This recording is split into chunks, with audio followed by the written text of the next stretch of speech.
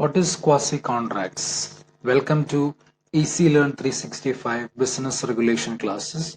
ഇന്ന് നമ്മൾ quasi contract എന്ന ടേമിനെ കുറിച്ചും അതിന്റെ മറ്റ് വിവിധ ഭാഗങ്ങളെ കുറിച്ചും വിശദാംശങ്ങളെ കുറിച്ചും നമ്മൾ ഇന്ന് പരിശോധിക്കുന്നതായിരിക്കും. ഇന്ത്യൻ കോൺട്രാക്ട് ആക്ടിന്റെ ഭാഗമായി തന്നെ വരുന്നതായിട്ടുള്ള ഒരു കോൺട്രാക്ട് തന്നെയാണ് ക്വാസി കോൺട്രാക്ട്. എന്നാൽ ചില വ്യത്യാസങ്ങൾ അതുമായി ബന്ധപ്പെട്ട് നമുക്ക് പറയാൻ കഴിയും. എന്താണ് വിശദമായി നമുക്ക് പരിശോധിക്കാം. എന്താണ് ക്വാസി കോൺട്രാക്ട് എന്ന് നോക്കാം. Even though a contract is the result of an agreement enforceable by law, but under certain special circumstances, obligations resembling those created by a contract are imposed by law, although the parties have never entered into a contract. ഇതിൽ നിന്ന് വ്യക്തമായിട്ട് നമുക്ക് quasi contract എന്താണെന്ന് മനസ്സിലാക്കാൻ കഴിയും. ഒരു കാര്യം നമ്മൾ മനസ്സിലാക്കേണ്ടത്, കോൺട്രാക്ട് എന്ന് പറയുമ്പോൾ agreement plus enforceability by law ആണ്. അപ്പൊ എപ്പോഴും എഗ്രിമെന്റും ഉണ്ട്, എൻഫോഴ്സിബിലിറ്റിയും ഉണ്ട്. പക്ഷെ ചില സിറ്റുവേഷൻസിൽ ഒബ്ലിഗേഷൻസ് അല്ലെങ്കിൽ എഗ്രിമെന്റിന്റെ ഭാഗമായിട്ട് വരുന്ന ഒബ്ലിഗേഷൻസിനോട് റിസംബിൾ ചെയ്യുന്ന രീതിയിലുള്ള കോൺട്രാക്റ്റുകൾ ഉണ്ടാക്കപ്പെടാം. അത്തരം റിസംബ്ലൻസ് ഉള്ള കോൺട്രാക്റ്റുകളെയാണ് നമ്മൾ ക്വാസി കോൺട്രാക്ട് എന്ന് പറയുന്നത്. ഇവിടെ ക്വാസി എന്നതിന് ലാറ്റിനിൽ നമ്മൾ മനസ്സിലാക്കേണ്ടത് റിസംബ്ലിംഗ് എന്നുള്ള വാക്കാണ് അർത്ഥമായിട്ട് വരുന്നത്. എന്ന് പറഞ്ഞാൽ സമാനതകളുള്ള എന്നുള്ളതാണ്. അപ്പോൾ കോൺട്രാക്റ്റുമായിട്ട് ചില സമാനതകളുള്ള കോൺട്രാക്റ്റുകളെയാണ് ക്വാസി കോൺട്രാക്റ്റുകൾ എന്ന് പറയുന്നത്. പക്ഷെ ഇവിടെ കോൺട്രാക്ട് ജനറേറ്റ് ചെയ്യപ്പെടുന്നത് രണ്ട് പാർട്ടികളുടെ താല്പര്യത്തിൽ അല്ല, അല്ലെങ്കിൽ രണ്ട് പാർട്ടികൾ തമ്മിൽ കോൺട്രാക്റ്റിൽ ഏർപ്പെടുന്ന സാഹചര്യം ഇവിടെയില്ല. പക്ഷേ റൂൾ ഓഫ് ലോ അല്ലെങ്കിൽ ലോ എൻഫോഴ്സ്മെന്റ് നിലനിൽക്കുന്ന ഒരു രാജ്യത്ത് ക്വാസി കോൺട്രാക്ട് ജനറേറ്റ് ചെയ്യപ്പെടുന്നു എന്നുള്ളതാണ് മനസ്സിലാക്കേണ്ടത്. So this contract is imposed by law എന്ന് നമുക്ക് പറയാനായിട്ട് കഴിയും. ഫോർ എക്സാമ്പിൾ, നിങ്ങളുടെ കയ്യിൽ അല്ലെങ്കിൽ എൻ്റെ കയ്യിൽ മറ്റൊരു വ്യക്തിയുടെ ഏതെങ്കിലും ഒരു പ്രോപ്പർട്ടി, അല്ലെങ്കിൽ ആ വ്യക്തി കളഞ്ഞുപോയ അല്ലെങ്കിൽ ആ വ്യക്തിയിൽ നഷ്ടപ്പെട്ടു പോയ അയാളുടെ ഡോക്യുമെന്റ്സ് അല്ലെങ്കിൽ അയാളുടെ ഗുഡ്സ് നമ്മുടെ കയ്യിലിരിക്കുകയാണ്. അപ്പോൾ തീർച്ചയായും ആ വ്യക്തിയും നമ്മളുമായിട്ട് യാതൊരു കോൺട്രാക്റ്റും നിലവിലില്ല. കാരണം ആ വ്യക്തി അൺനോൺ ആയിട്ടുള്ള പാർട്ടിയാണ്. അപ്പോൾ ആ നമ്മുടെ പ്രോപ്പർട്ടിയിൽ ഇല്ലാത്ത അല്ലെങ്കിൽ ഓണർഷിപ്പിൽ ഇല്ലാത്ത ഒരു പ്രോഡക്റ്റ് അല്ലെങ്കിൽ സർവീസ് അല്ലെങ്കിൽ നമ്മളത് ആ വ്യക്തിക്ക് തിരിച്ചു കൊടുക്കാൻ ബാധ്യസ്ഥനായിട്ടുള്ള ഒരാളാണ്. അവിടെ ആ വ്യക്തിയുമായിട്ടും അതിന്റെ റിയൽ ഓണറുമായിട്ടും നമുക്കൊരു കോൺട്രാക്ട് ഇല്ലെങ്കിൽ പോലും we are suppose to give it back to that person. Because ഇവിടെ നിയമവാഴ്ചയുള്ള നിയമങ്ങൾ കൃത്യമായി പാലിക്കപ്പെടുന്ന ഒരു രാജ്യമാണ്. അതുകൊണ്ട് തന്നെ കൃത്യമായി നമ്മളുടെ ഓണർഷിപ്പ് ഇല്ലാത്ത പ്രോപ്പർട്ടി നമ്മൾ തിരിച്ചു കൊടുക്കാൻ ബാധ്യസ്ഥരായിട്ടുള്ള ഒരാളാണ്. അപ്പൊ അവിടെ നിയമത്തിന്റെ ഇമ്പോസ്മെന്റ് അല്ലെങ്കിൽ എൻഫോഴ്സ്മെന്റ് ഉള്ളതുകൊണ്ടാണ് ക്വാസി കോൺട്രാക്ട് ജനറേറ്റ് ചെയ്യപ്പെടുന്നത് എന്ന് പറയാൻ കഴിയും. മറ്റൊരു കാര്യം, such obligations imposed by law are referred to as quasi-contracts or constructive contracts under English law. Quasi-contractsനെ constructive contracts എന്നും നമ്മൾ പറയുന്നുണ്ട്. And certain relations resembling those created by contracts under the Indian law. Indian contract ആക്ടിന്റെ ഭാഗമായിട്ട് വരുന്ന ധാരാളം resemblance എന്ന വാക്കും നമ്മൾ ഓർത്തിരിക്കണം. റിസംബ്ലൻസ് ഇതിന് ഉണ്ട് എന്ന് പറയാനായിട്ട് കഴിയും. The term quasi-contracts has been used because such a contract resembles a contract so far as the result of or effect is concerned, but it has little or no affinity with a contract in respect of its mode of creation. Contract ഉണ്ടാക്കുന്ന രീതിയുമായി നമ്മൾ തട്ടിച്ചു നോക്കുമ്പോൾ ധാരാളം essentials ഇതിൽ missing ആണ്. പക്ഷെ എങ്കിൽ പോലും കോൺട്രാക്ടിന്റെ ധാരാളം റിസംബ്ലൻസ് നമുക്ക് ഉണ്ട് എന്ന് പറയാനായിട്ട് കഴിയും. വിശദമായി നമുക്ക് പരിശോധിക്കാം. Quasi contracts rests upon the equitable doctrine of unjust enrichment, which declares that a person shall not be allowed to enrich himself unjustly at the expense of another. എന്നിങ്ങനെയാണ് പറയുന്നത്. നെമോ ഡെബറ്റ് ലോക്കോ പ്ലാറ്ററി എക്സ് ലീനിയ എന്നാണ് ലാറ്റിനിൽ അതിന് പറയുന്നത്. അല്ലെങ്കിൽ ഇങ്ങനെയാണ് പറയേണ്ടത്, ഇംഗ്ലീഷിൽ നമ്മൾ ഇങ്ങനെ പറയാം, a person shall not be allowed to enrich himself unjustly at the expense of another.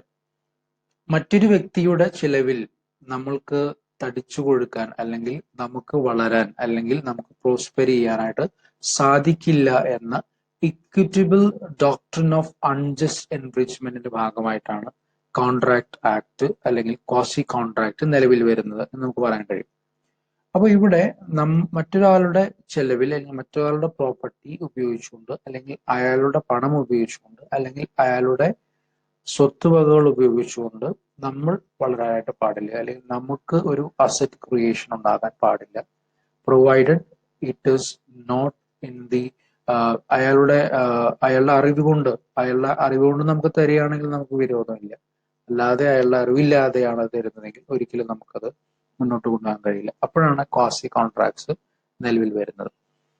It may be noted that a suit for damages for each breach of contract can be filed in the case of a quasi contract in the same way as in the case of complete contract.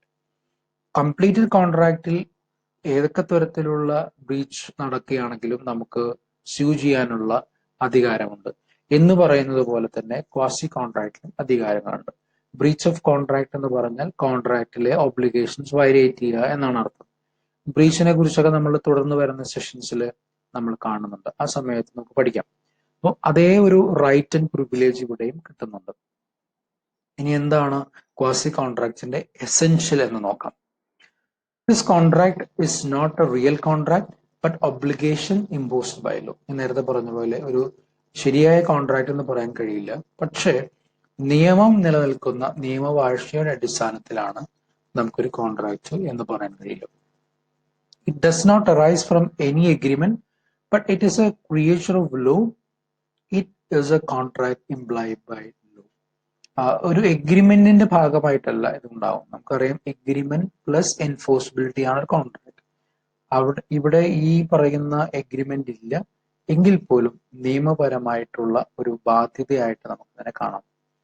A quasi contract arises from a duty of a party, not by promise of any party.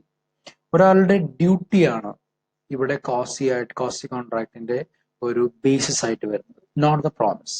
രണ്ട് വ്യക്തികൾ തമ്മിലുള്ള promise അല്ല ഇവിടെ പ്രധാനം, ഒരു വ്യക്തിയുടെ ഡ്യൂട്ടിയാണ് quasi contract ഉണ്ടാക്കുന്നത്. It grants to one person a right to money or its equivalent or to some other benefit and imposes a liability on the other person in connection with such money or its equivalent or some other benefit that has already received. അപ്പോൾ ഇതിന്റെ ഭാഗമായിട്ട് ഉള്ള money or money is worth അല്ലെങ്കിൽ അതിന്റെ liability ഒക്കെ തീർച്ചയായിട്ടും അങ്ങോട്ടും ഇങ്ങോട്ടും പങ്കുവെക്കേണ്ടതായിട്ടുള്ള സാഹചര്യമുണ്ട്. ഫോർ എക്സാമ്പിൾ, ഇപ്പോൾ എനിക്ക് നഷ്ടപ്പെട്ട ഒരു വസ്തു നഷ്ടപ്പെട്ടത് എനിക്ക് കിട്ടിയെങ്കിൽ അതിനെ പ്രിസർവ് ചെയ്യാനും അല്ലെങ്കിൽ അതിനെ കാത്തു സംരക്ഷിക്കാനും ഒക്കെ എനിക്ക് എന്തെങ്കിലും ചിലവുകൾ വന്നിട്ടുണ്ടെങ്കിൽ തീർച്ചയായും ഒരു ആനിമൽ ആണെന്ന് വിചാരിക്കും. ഒരു ആനിമലാണ് നമുക്ക് കിട്ടുന്നതെങ്കിൽ അതിനെ ഒരു മാസമോ ഒരാഴ്ചയോ ഒക്കെ നമ്മുടെ കയ്യിൽ സൂക്ഷിച്ചു വെക്കണമെങ്കിൽ അതിനാവശ്യമായ ഭക്ഷണം കൊടുക്കണം. അത്തരം കാര്യങ്ങളൊക്കെ ചെയ്യേണ്ടി വരുമ്പോൾ തീർച്ചയായിട്ടും നമുക്ക് ചില എക്സ്പെൻസുകളൊക്കെ വരും. അപ്പൊ ഇത് നമുക്ക് റീകൂപ്പ് ചെയ്യാനുള്ള റൈറ്റ് അതിന്റെ ഭാഗമായിട്ട് നമുക്ക് ലഭിക്കുന്നു എന്നുള്ളതാണ്. The right under it is available against specific person or persons and not against the whole world. ഇവിടെ ആരോടാണോ നമുക്ക് അല്ലെങ്കിൽ ആരോടാണോ നമ്മൾ ആ ഒബ്ലിഗേഷൻ നിർവഹിക്കുന്നത് അല്ലെങ്കിൽ ആരാണ് നമ്മുടെ എക്സ് പാർട്ടിയായിട്ട് നിൽക്കുന്നത്, ആ സ്പെസിഫിക് വ്യക്തിക്കോ വ്യക്തികൾക്കോ മാത്രമാണ് ഇവിടെ റൈറ്റ്. ആ വ്യക്തികളോട് മാത്രമേ നമുക്ക് റൈറ്റ് ഉള്ളൂ. നമുക്ക് മറ്റ് ആരോടും തന്നെ അത് ചോദിക്കാനായിട്ട് സാധിക്കില്ല. അപ്പം കളഞ്ഞുപോയ വസ്തുവിന്റെ ഉടമസ്ഥൻ ആരാണോ ആ വ്യക്തിയാണ് ഇവിടെ സ്പെസിഫിക് പേഴ്സൺ എന്ന് പറയുന്നത്. അവരോട് മാത്രമേ നമുക്ക് അതിന്റെ ചെലവ് ചോദിക്കാനായിട്ട് സാധിക്കുള്ളൂ എന്നുള്ളതാണ്. When the obligation created by quasi contract has not been discharged, the injured party is entitled to receive the same compensations from the party in default as in the case of an ordinary contract. നമുക്ക് വന്നിട്ടുള്ള നഷ്ടങ്ങൾ നികത്താൻ ഈ ex parte തയ്യാറായിട്ടില്ല എങ്കിൽ ആ വ്യക്തിയിൽ നിന്നും കോമ്പൻസേഷൻസ് സ്വീകരിക്കുന്നതിന് തീർച്ചയായിട്ടും നമുക്ക് റൈറ്റ് ഉണ്ട് എന്ന കാര്യത്തിൽ യാതൊരു സംശയവുമില്ല. തുടർന്ന് നമുക്ക് പരിശോധിക്കാം ടൈപ്സ് ഓഫ് ക്വാസി കോൺട്രാക്ട്സ്. ഒന്ന്, ക്ലെയിം ഫോർ നെസസിറ്റി സപ്ലൈഡ്. ഒന്നാമത് എറൈസ് ചെയ്യപ്പെടുന്ന ഒരു സിറ്റുവേഷൻ ആണ് ഒരു വ്യക്തിക്ക് ആവശ്യമായിട്ടുള്ള അവശ്യ വസ്തുക്കൾ സപ്ലൈ ചെയ്യുന്ന സമയത്ത് ഉണ്ടാകുന്ന ക്ലെയിം, അതാണ് ഒരു തരത്തിലുള്ള ഒരു ക്വാസി കോൺട്രാക്ട്. നോക്കാം എങ്ങനെയാണ് അത് റൈസ് ചെയ്യുന്നത് നോക്കാം. Claim for necessity supply to a person incapable of contracting or on his account. If a person incapable of entering into a contract or anyone who is legally bound to support is supplied by another person with necessities suited to his condition in life, the person who has furnished such supplies is entitled to be reimbursed from the property of such incapable person. ഒരു example നോക്കാം.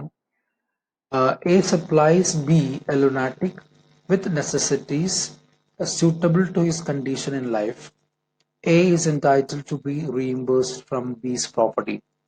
ഇവിടെ പറയുന്ന situation ഇതാണ്. ഒരു contractual എഗ്രിമെന്റിൽ ഏർപ്പെടാൻ incapability ഉള്ള വ്യക്തി, നമുക്കറിയാം ഒരു ലുനാറ്റിക് ആയ പേഴ്സൺ ഒരു കോൺട്രാക്റ്റിൽ ഏർപ്പെടാൻ കഴിയില്ല, ഇൻകേപ്പബിൾ ആണ്. അപ്പോൾ അയാൾക്ക് പക്ഷെ ജീവിക്കാൻ ആവശ്യമായിട്ടുള്ള സാഹചര്യങ്ങൾ ഒരുക്കുകയും സഹായങ്ങൾ ചെയ്യുകയും ചെയ്യാൻ മറ്റു വ്യക്തികൾ തയ്യാറാവും. അപ്പോൾ അത്തരം വ്യക്തികൾക്ക് കോൺട്രാക്റ്റിൽ ഏർപ്പെട്ടുകൊണ്ട് അതിന്റെ ക്ലെയിം എടുക്കാനായിട്ട് സാധിക്കില്ല, അല്ലെങ്കിൽ അവർക്ക് വന്നിട്ടുള്ള എക്സ്പെൻസുകൾ എടുക്കാനായിട്ട് സാധിക്കില്ല. അത്തരം സിറ്റുവേഷൻസിൽ ഇവിടെ ഈ വ്യക്തിയുടെ, അതായത് ലുനാറ്റിക് ആയ പേഴ്സന്റെ പ്രോപ്പർട്ടിയിൽ നിന്നും അയാൾക്ക് വന്നിട്ടുള്ള ചിലവുകൾ എടുക്കുന്നതിനുള്ള റൈറ്റ് ഉണ്ട്. എന്ന് പറഞ്ഞാൽ ഇവിടെ ഈ ലുനാറ്റിക് ആയ പേഴ്സണും അയാൾക്ക് അവശ്യ വസ്തുക്കൾ സപ്ലൈ ചെയ്യുന്ന വ്യക്തിയും തമ്മിൽ കോൺട്രാക്റ്റുകൾ ഒന്നും ഇല്ലെങ്കിൽ പോലും ഈ വ്യക്തിക്ക് ആവശ്യമായ റീഇംബേഴ്സ്മെന്റ് ലുനാറ്റിക് പേഴ്സന്റെ പ്രോപ്പർട്ടിയിൽ നിന്നും കിട്ടേണ്ടതാണ്. ഇത് ഒരു തരത്തിലൊരു ക്വാസി കോൺട്രാക്ട് ആണ് എന്ന് പറയാൻ കഴിയും.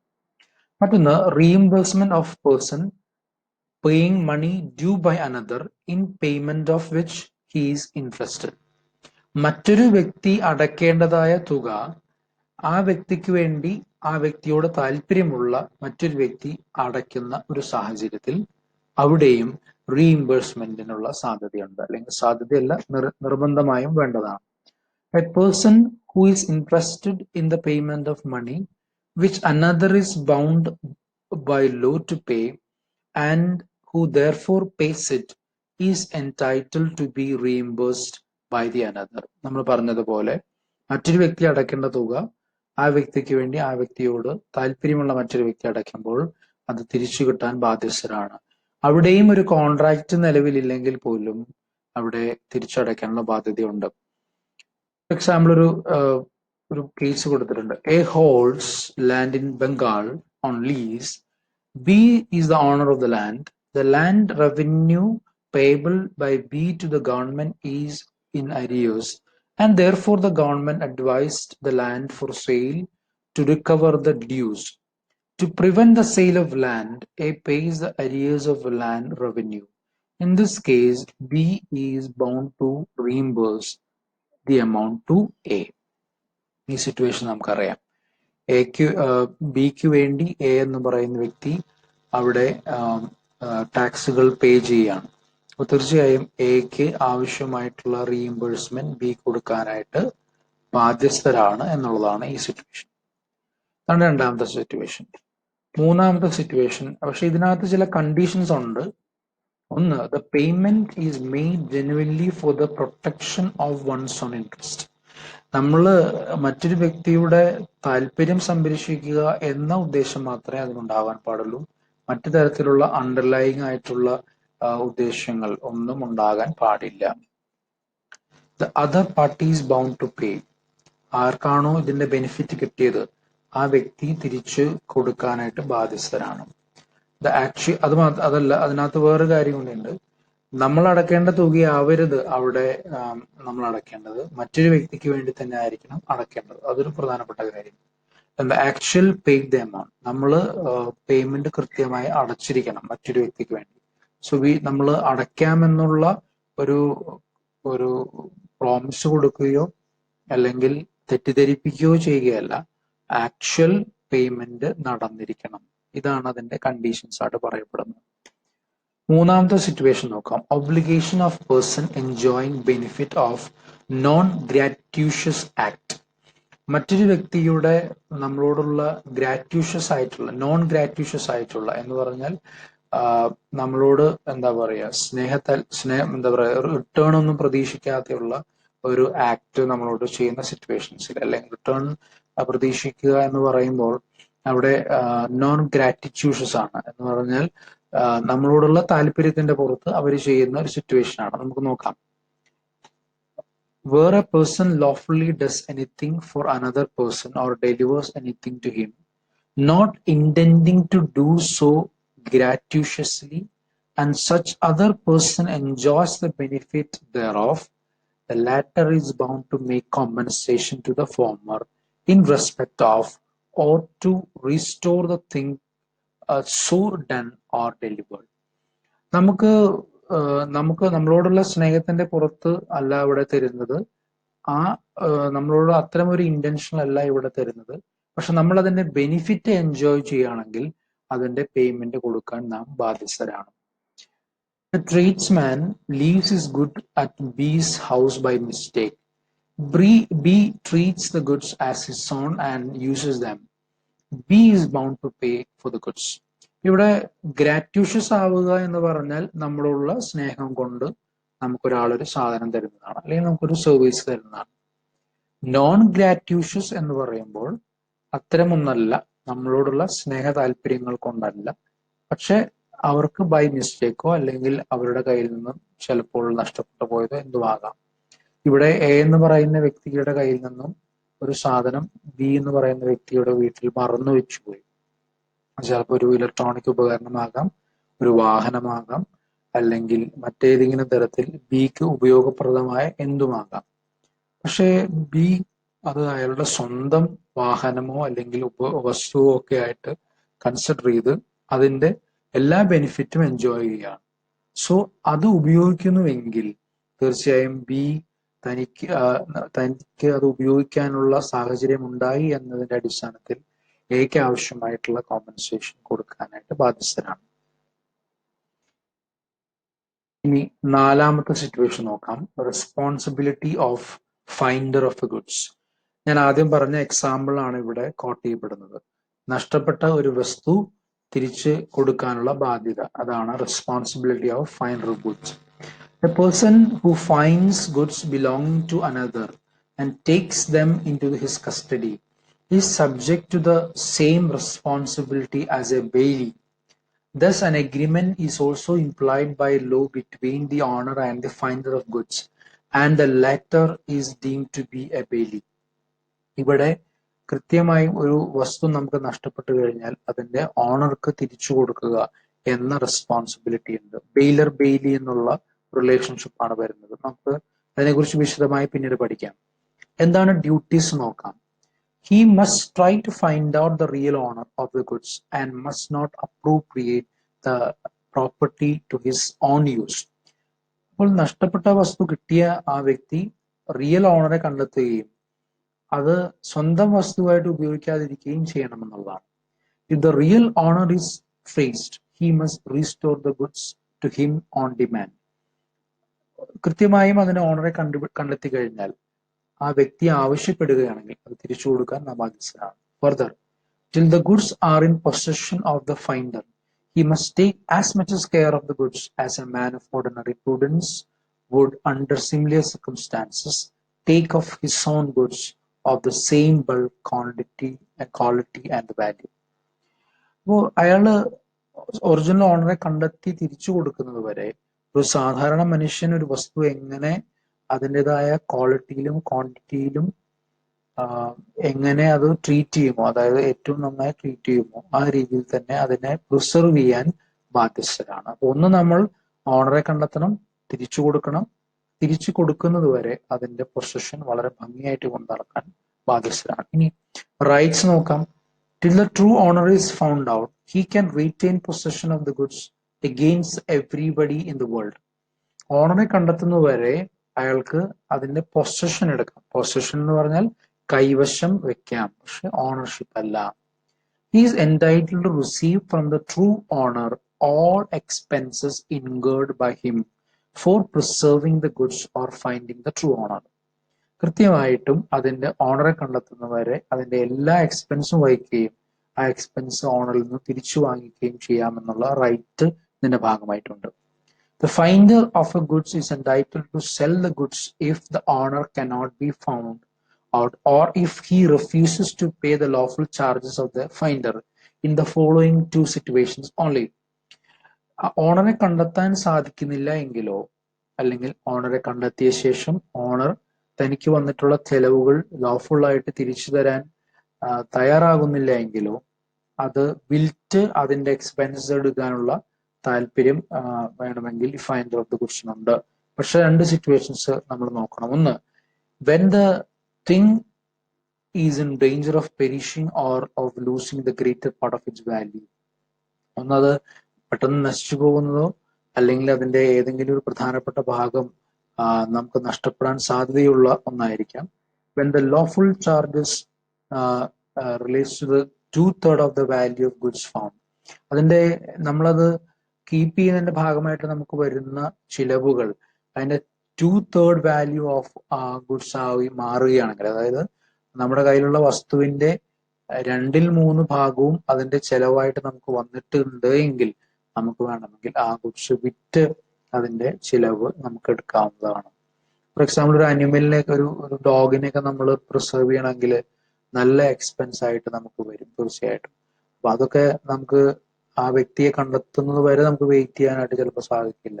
അപ്പൊ അത്തരം സിറ്റുവേഷൻസിൽ നല്ല ചെലവ് വരികയാണെങ്കിൽ തീർച്ചയായും നമുക്ക് അതിനുള്ള വരുമാനം ഇല്ല എങ്കിൽ അതിനെ നമുക്ക് വിൽക്കാനുള്ള ബാധ്യത ഉണ്ടെന്നുള്ളതാണ്. അഞ്ചാമത്തെ സിറ്റുവേഷൻ അവിടെ നോക്കാം. Liability of a person to whom money is paid or thing delivered by mistake or under coercion. ഒരു വ്യക്തി മറ്റൊരു വ്യക്തിക്ക് പണം നൽകുകയോ അല്ലെങ്കിൽ വസ്തുക്കൾ ഡെലിവറി ചെയ്യുകയോ അത് രണ്ട് സിറ്റുവേഷൻസിലാകാം. ഒന്ന് ഒരു മിസ്റ്റേക്കും ഉണ്ടാവാം, അല്ലെങ്കിൽ ഒരു ഭീഷണിയുടെ കോയേഷന്റെ ഭാഗമായിട്ടായിരിക്കാം. അതെങ്ങനെയാണെന്ന് നോക്കാം. A person to whom money has been paid or anything delivered by mistake or under coercion must repay or return to it. Accordingly, if one party under a mistake pays to another party money which is not due by contract or otherwise, that money must be repaid. For example, നിങ്ങളൊരു കടയിൽ ചെന്നു, നിങ്ങൾ 1000 രൂപയ്ക്ക് സാധനം മേടിച്ചു, പക്ഷെ നിങ്ങളൊരു 1500 രൂപയാണ് കൊടുത്തത്. തീർച്ചയായും നിങ്ങൾക്ക് 1500 രൂപയിൽ നിങ്ങൾ ഫോർ എക്സാമ്പിൾ നിങ്ങൾ 1000 രൂപയ്ക്ക് 800 രൂപയ്ക്ക് സാധനം വാങ്ങിച്ചു, നിങ്ങൾ 1000 രൂപ കൊടുത്തു. തീർച്ചയായും 200 രൂപയാണ് അയാൾ തിരിച്ചു തരേണ്ടത്, കടക്കാരൻ. പക്ഷെ അയാൾ തിരിച്ചു തരുന്നത് ഏകദേശം 400 രൂപയാണെന്ന് വിചാരിച്ചു. അപ്പോൾ തീർച്ചയായും നിങ്ങളുടെ കയ്യിൽ അഡീഷണൽ ആയിട്ട് 200 രൂപ നിങ്ങളുടെ കയ്യിലുണ്ട്. അപ്പോൾ ആ 200 രൂപ അഡീഷണൽ ആയിട്ടുള്ളത് അയാൾ മിസ്റ്റേക്ക് കൊണ്ട് നമ്മുടെ കയ്യിൽ തന്നതാണ്. ആ 200 രൂപ തിരിച്ചു കൊടുക്കാൻ നാം ബാധ്യസ്ഥരാണ്. ഇതുപോലെ തന്നെ മറ്റൊരു വ്യക്തി നമ്മുടെ ഭവനത്തിലോ നമ്മുടെ ഓഫീസ് പ്രോപ്പർട്ടിയിലോ ഏതെങ്കിലും വസ്തുക്കൾ നമുക്ക് തെറ്റായിട്ട് ഡെലിവറി ചെയ്യപ്പെട്ടു എന്ന് വിചാരിക്കുക. നമുക്കിപ്പോൾ ഓൺലൈൻ ഡെലിവറി ഒക്കെ നടക്കുന്നുണ്ട്. ചിലപ്പോൾ തെറ്റായിട്ടുള്ള അഡ്രസ്സിൽ ആ ഡെലിവറി നടന്നേക്കാം. നമ്മളത് ഓർഡർ ചെയ്തിട്ടുണ്ടായിരിക്കില്ല. അങ്ങനെ ഉണ്ടെങ്കിൽ അതും തിരിച്ചു കൊടുക്കാൻ നാം ബാധ്യസ്ഥരാണ്. For example, A and B jointly of ₹5,000 to C. രണ്ടുപേരും എയും ബിയും ഒരുമിച്ച് 5000 രൂപ സിക്ക് കൊടുക്കണം. A alone pays this amount to C. A മാത്രം ഈ 5000 രൂപ തിരിച്ചു കൊടുത്തു എന്ന് പറഞ്ഞാൽ 5000 രൂപ മുഴുവനായിട്ടും കൊടുത്തു. B not knowing this again pays ₹5,000 to C. പക്ഷെ ഇതറിയാതെ ബി പിന്നെയും 5000 രൂപ സിക്ക് കൊടുത്തു. In this case C is bound to repay ₹5,000 to B as this amount is paid to him by mistake. ഇവിടെ 5000 രൂപ അഡീഷണൽ ആയിട്ട് സിക്ക് കിട്ടിയിരിക്കുകയാണ്. അപ്പൊ അതുകൊണ്ട് തന്നെ അത് പൂർണ്ണമായും തിരിച്ചു കൊടുക്കാൻ സി ബാധ്യസ്ഥരാണ്. ഇനി എന്താണ് കോൺട്രാക്റ്റും ഒരു ക്വാസി കോൺട്രാക്റ്റും തമ്മിലുള്ള വ്യത്യാസം എന്നുള്ളത് കൂടെ നമുക്ക് പെട്ടെന്ന് നോക്കാം. കോൺട്രാക്റ്റിനെ സംബന്ധിച്ച് പറയുമ്പോൾ results from the will of parties express with view to create an obligation. ഒരു ഒബ്ലിഗേഷൻ ക്രിയേറ്റ് ചെയ്യുക എന്നുള്ള പാർട്ടീസിന്റെ ഉദ്ദേശത്തോടു കൂടിയാണ്, വില്ലുകൊണ്ടാണ് ശരിക്കും പറഞ്ഞാൽ കോൺട്രാക്ട് ഉണ്ടാകുന്നത്. എന്നാൽ ക്വാസി കോൺട്രാക്റ്റിനെ നോക്കൂ. It is an obligation resembling that created by a contract. ഒരു കോൺട്രാക്ടിന്റെ ഭാഗമായിട്ടുണ്ടാകുന്ന ഏകദേശം ഫീച്ചേഴ്സ് റിസംബിൾ ചെയ്യുന്നു, അല്ലെങ്കിൽ ഒബ്ലിഗേഷൻ റിസംബിൾ ചെയ്യുന്നു എന്ന് മാത്രമേ ഉള്ളൂ. അവിടെ will of parties ഇല്ല എന്നുള്ളതാണ്. Contract is an agreement, but quasi contract there is no agreement. ഒരു agreementഉം അവിടെ ഇല്ല എന്നുള്ളതാണ്. In contract, it does create certain essential elements. There are some certain elements. Contractual actil പറയുന്ന എല്ലാ elementsഉം തന്നെ contract ഉണ്ടായിരിക്കും. പക്ഷെ essential element for formation of a contract are absent in case of quasi contracts എന്ന് കൃത്യമായി പറയാൻ കഴിയും. അതുപോലെ is a full-fledged contract and is being bounding. തീർച്ചയായും പറഞ്ഞാൽ കോൺട്രാക്ട് ഒരു ഫുൾ ഫ്ലെഡ്ജ് കോൺട്രാക്ട് ആണ്. എല്ലാ തരത്തിലും പാർട്ടീസിനെ ബൈൻഡ് ചെയ്യുന്നുണ്ട്. പക്ഷേ quasi contract is resembling a contract, not a full fledge contract and is an implied contract also. ഒരു കോൺട്രാക്ടിനെ ഫുൾ ഫ്ലെഡ്ജ് എന്ന് പറയാൻ കഴിയില്ല, എന്നാൽ ഒരു സാമ്യതകൾ ഉണ്ടെന്ന് പറയാം. എന്ന് മാത്രമല്ല അതൊരു ഇംപ്ലൈഡ് കോൺട്രാക്റ്റും കൂടിയാണ്. എന്ന് പറഞ്ഞാൽ നിയമവാഴ്ച ഉള്ളത് കൊണ്ട് മാത്രം ഇംപ്ലൈഡ് ആയിട്ട് നമുക്ക് വരുന്ന ചില റെസ്പോൺസിബിലിറ്റീസ് എന്ന് മാത്രമേ അതിനെ പറയാൻ കഴിയുള്ളൂ. സോ ക്വാസി കോൺട്രാക്റ്റിനെ സംബന്ധിക്കുന്ന വിശദമായൊരു സെഷനാണ് നമ്മൾ അറ്റൻഡ് ചെയ്യുന്നത്. നിങ്ങൾക്ക് ഈ സെഷൻ ഇഷ്ടപ്പെട്ടു എന്ന് വിശ്വസിക്കട്ടെ. തുടർന്നുള്ള സെഷൻസിലും കണ്ടിന്യൂ ചെയ്യുക. മുൻപുള്ള സെഷൻസിന്റെ വീഡിയോസ് ഞാൻ ഈ ഡിസ്ക്രിപ്ഷൻ ബോക്സിലിടാം. നിങ്ങളത് കണ്ടതിന് ശേഷം ഈ വീഡിയോ കൂടെ കാണുന്നത് നല്ലതായിരിക്കും. അതോടൊപ്പം തന്നെ നിങ്ങൾക്ക് ഇത് ഇഷ്ടപ്പെട്ടുവെങ്കിൽ ലൈക്ക് ചെയ്യുക, ഷെയർ ചെയ്യുക, സബ്സ്ക്രൈബ് ചെയ്യുക. Keep watching Easy Learn 365. Thank you so much.